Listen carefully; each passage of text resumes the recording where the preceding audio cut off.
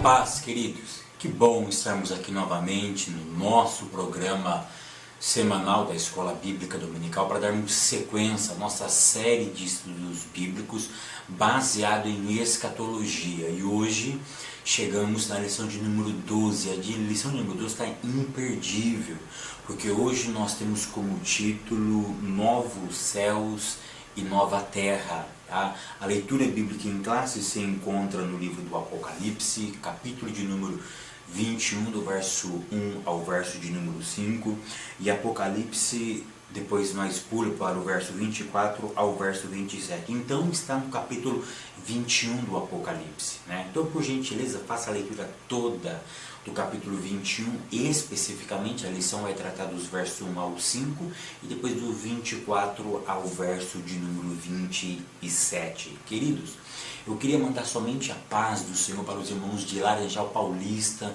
no interior do estado de São Paulo. Estive esse final de semana lá, me trataram muito bem, uma recepção calorosa. Realmente Deus fez presente naquele lugar através da sua santa e bendita palavra. Mandar a paz do Senhor para o pastor Rafael, para o presbítero Rodrigo, que carinhosamente nos recebeu naquele lugar. Uma festa muito gloriosa na Igreja do Avivamento da Fé. Que Deus continue abençoando a todos vocês. Também mandar a paz do Senhor para o pastor Everson, tá?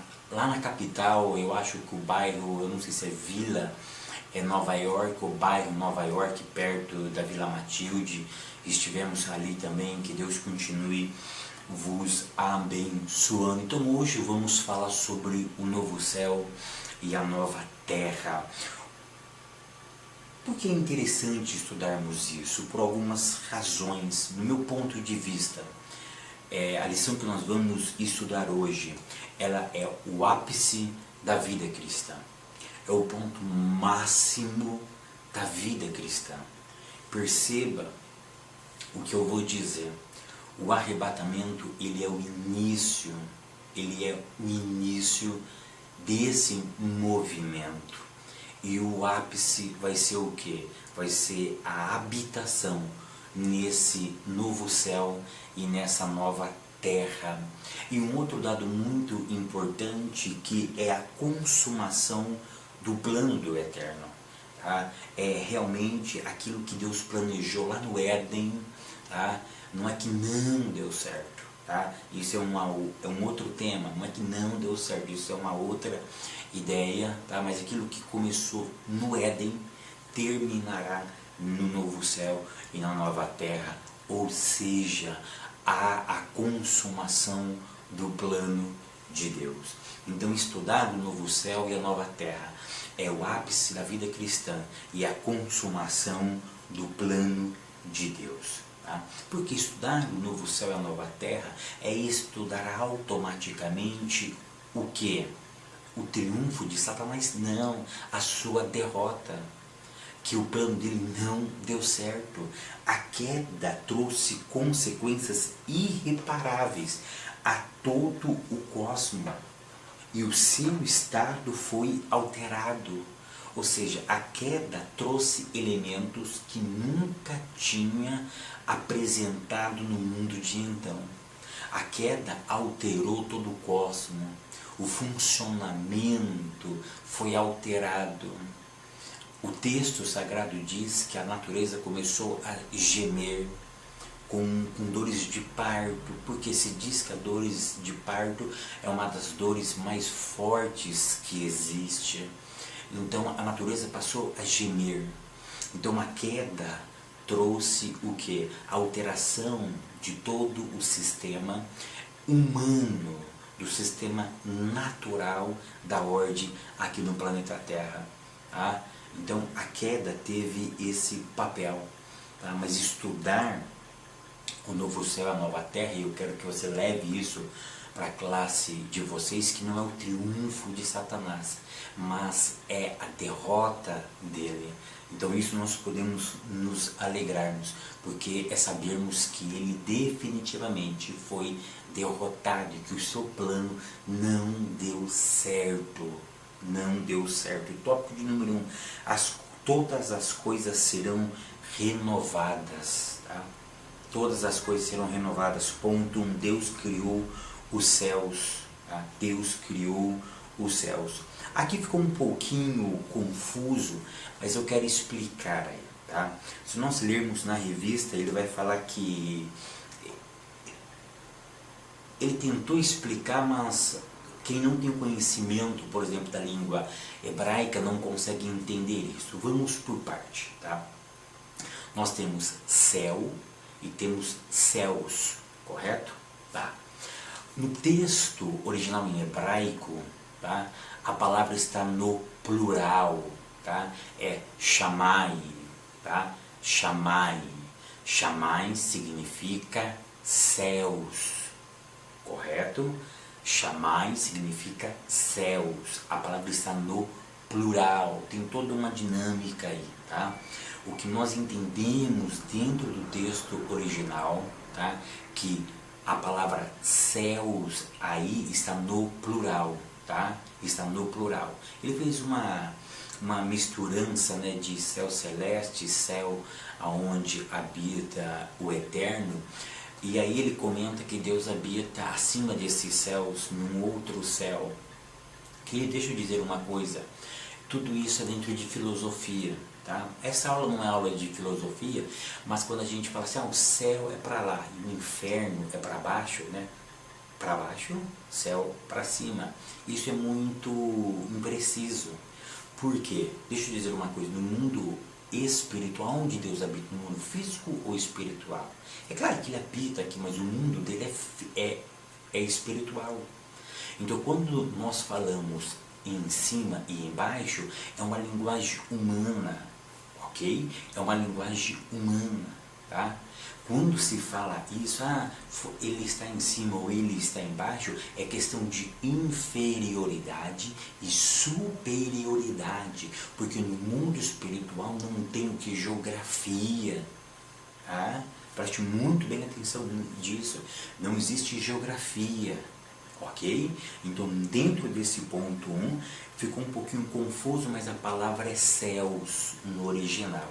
Tá? Aquilo que nós vemos é céus, ou nós podemos chamar também de céu, mas eu estou dando essa explicaçãozinha um pouquinho mais filosófica para que vocês possam ter um pouquinho mais de amplitude caso surja essa pergunta na classe de vocês, tá? Ponto 2, a renovação divina dos céus. No mínimo, há duas interpretações para esse texto. Tá? Existe um grupo de pessoas que acredita que essa terra onde nós estamos pisando hoje, ela será completamente destruída e Deus criará uma nova terra. Há uma outra linha de interpretação que acredita que vai passar por uma transformação, ou seja, isso vai ser reformado ou transformado. Tá? Existem essas duas linhas de pensamento. Eu particularmente acredito na renovação ou na transformação. Tá? Eu não acredito que isso será destruído e será construído outra. Eu particularmente não acredito. Tá? Eu não acredito. Por quê? Pelo seguinte, eu vou dar uma hipótese somente. O homem, Adão, foi tirado da onde? Da terra. Se você tiver curiosidade, assiste a minha segunda aula do livro de Gênesis, está aí no YouTube. Nós fomos tirados da terra. Terra, em hebraico, existe algumas palavras, e uma das palavras é Adamá. E Adamá, a raiz da palavra Adamá é Adão. Adão, Adão, Adão, Adamá. Adão, Adamá. Homem, terra. Ou seja, existe uma ligação muito forte entre o homem e a terra. Então, particularmente, eu não acredito. Existem algumas razões, outras razões teológicas fortes, mas só para vocês possam entender, existe uma ligação entre homem e terra. Se destruir a terra, tem que destruir o homem e reconstruí-lo. Então, os dois estão intrínsecos. Todos os elementos que existem na terra, existem dentro do ser humano. É óbvio que aí você vai me perguntar, mas nós seremos transformados. Eu sei, por isso que ela vai ser transformada. Eu não vou deixar de existir. Ele não vai criar um outro Fábio Segandinho, vai ser esse Fábio Segandinho, mas transformado, glorificado.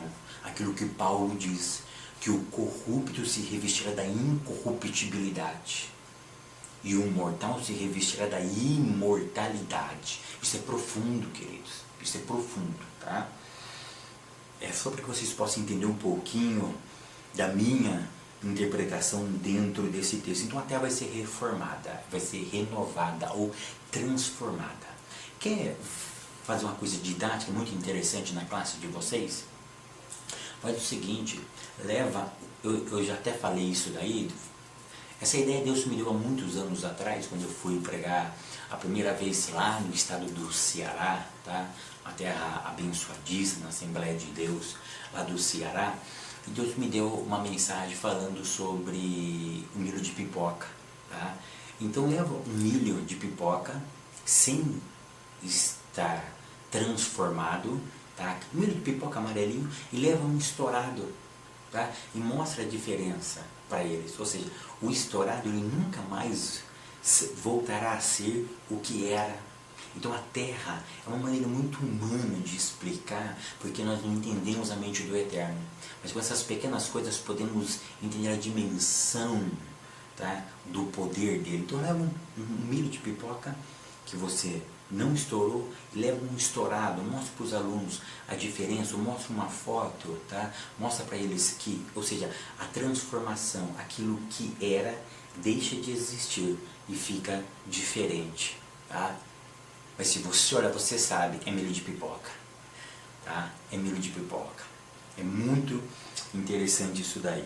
Tópico número 2, novos céus e nova terra. Ponto de número 1, em Cristo, céus e nova terra serão congregados. Qual é a ideia nesse tópico 2, no ponto 1 aqui?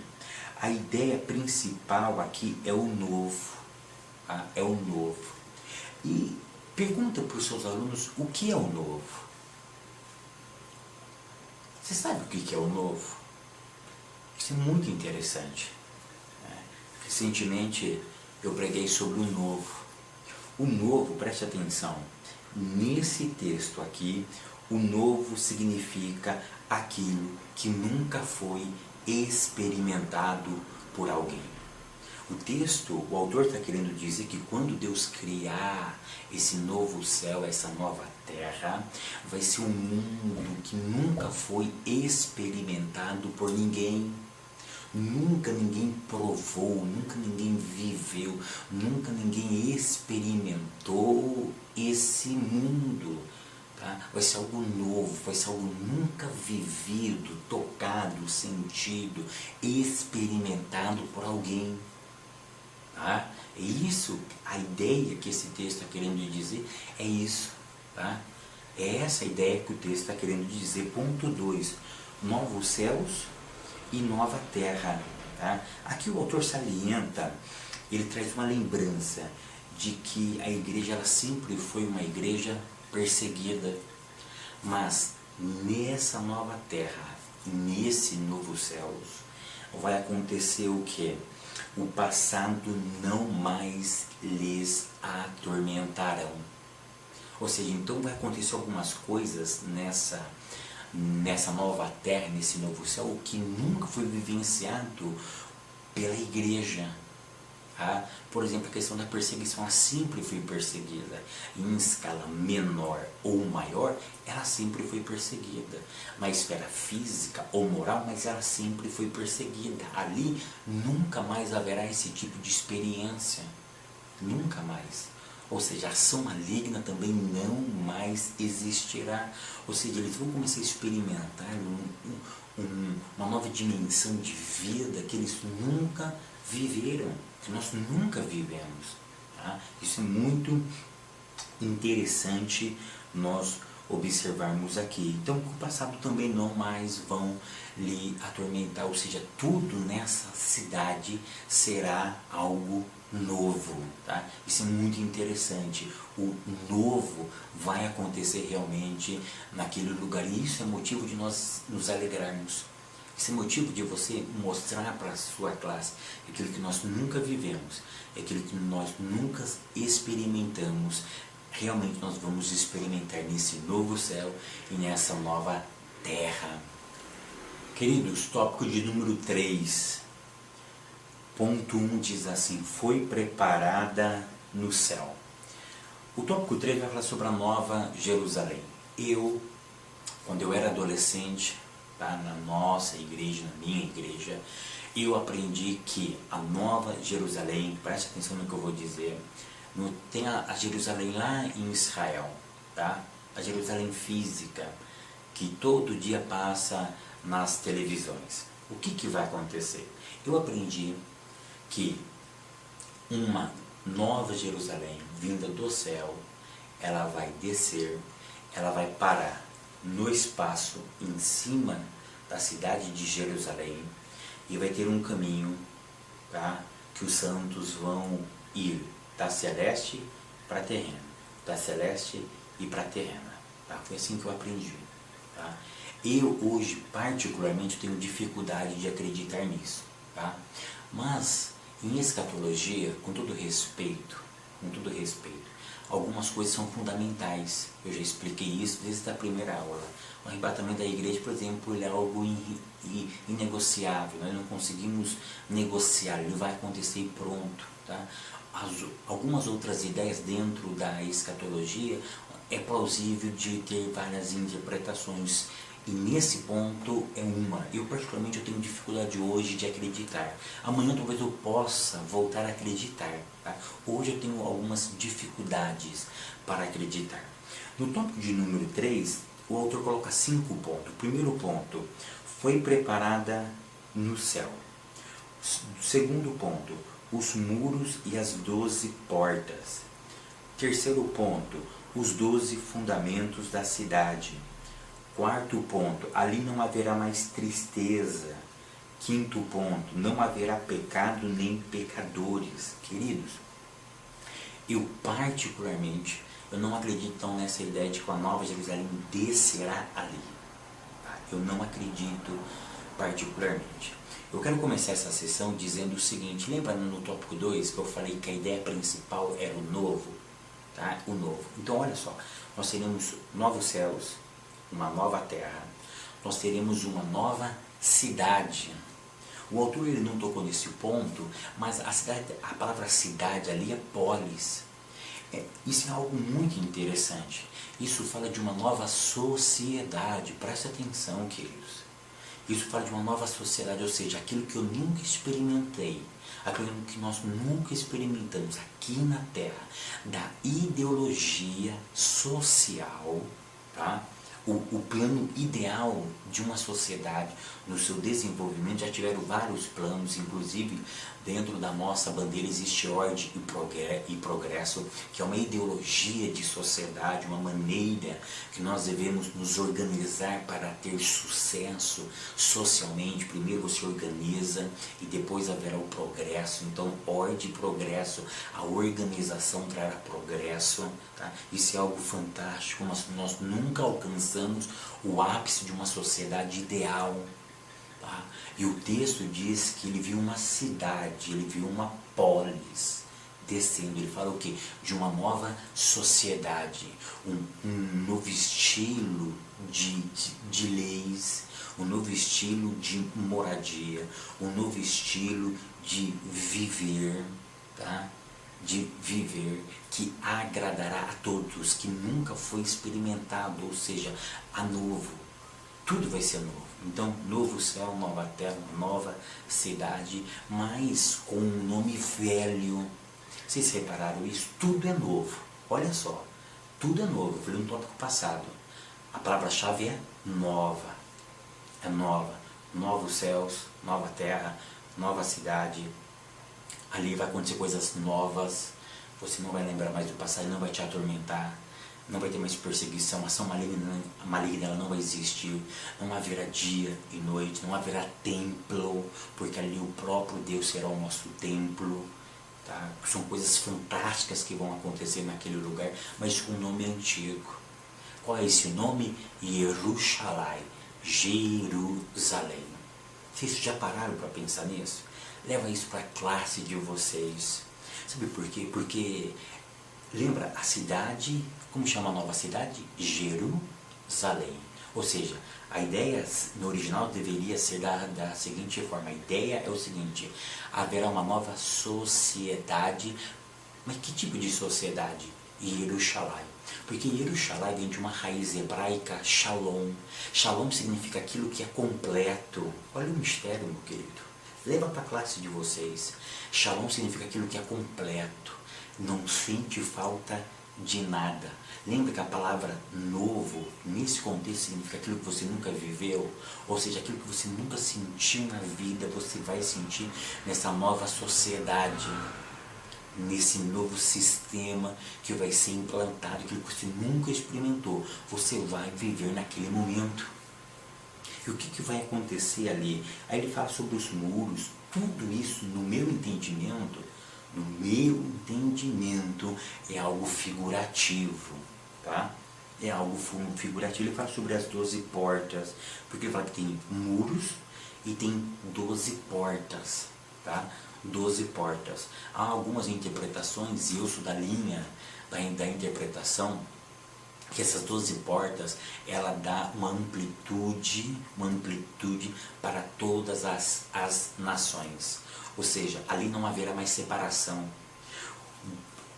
Em Apocalipse capítulo 21, no verso 3, bem no início do nosso texto, diz que depois que ele criar o novo céu e a nova terra, o mar já não existe. Por que a expressão o mar já não existe? Porque no contexto do Novo Testamento, o mar era usado para quê? Para delimitar geografia. Eram os rios que delimitavam o que é meu e o que é teu. O rio separa. Não é que na nova terra e no novo céu não haverá água, não haverá oceano.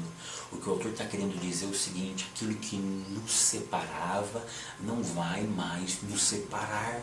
Não vai ter mais uma unidade, não vai ter mais fragmento, não vai ter mais algo fragmentado. Será tudo uma unidade. É por isso que o texto diz: o mar já não existe. Existe uma linha de judeus messiânicos que acreditam que ali se refere ao mar Mediterrâneo. O autor está querendo dizer o seguinte: olha, vai ser quebrada os limites de Jerusalém e ela será acessível a todas as pessoas. Ou seja, aquilo que nos separa não vai mais nos separar. Aqui será realmente algo novo. Isso é muito interessante. Tá? Depois ele fala sobre os 12 fundamentos da cidade. Eu já preguei sobre isso, algo fantástico. Tá? Você pode ver que os 12, que são 12 fundamentos, e as coisas mais preciosas, é muito interessante, está no fundamento. E o fundamento de um edifício, de uma casa, eu nunca vejo. Isso é muito interessante. E o ponto quinto, e o ponto quarto e o quinto fala: ali não haverá mais tristeza, ou seja, algo novo novamente. Ou seja, essa sociedade será uma sociedade diferente, nunca vivida, nunca presenciada, nunca sentida em nenhum momento da história que nós passamos. João ficou abismado de ver tanto algo novo que ele nunca tinha presenciado, porque ele vivia num mundo de perseguição, num mundo de intriga, de briga, de pestilência, de morte, de guerra. E o ponto 5 diz: não haverá mais pecado nem pecadores, ou seja, realmente tudo vai ser novo. Uma sociedade sem pecado, uma sociedade sem pecadores é algo novo, nunca vivenciado por nenhum tipo de pessoas aqui nesta vida. Eu quero concluir a aula dizendo o seguinte: que estudar a nova terra e o novo céus é o cumprimento cabal do Emmanuel. Por que eu estou dizendo isso? Isso é tão profundo, queridos, que quando a Nova Jerusalém desce, tá? No original está dizendo que ele vai tabernacular entre nós. Vocês se lembram que Jesus veio e em João capítulo 14, João capítulo 1, verso 14 diz: e ele habitou entre nós. No original diz: ele tabernaculou entre nós. Ou seja, ele começou a sua moradia em nós. no nosso coração. Mas aqui ele vai cumprir-se literalmente a expressão Emmanuel, Deus habitando em nós, Deus habitando conosco. A melhor tradução que eu acho para Emmanuel é Deus vivendo entre nós. Querido, se alegra por isso, que nessa nova terra e nesse novo céu, Deus, ele morará juntamente conosco. Amém?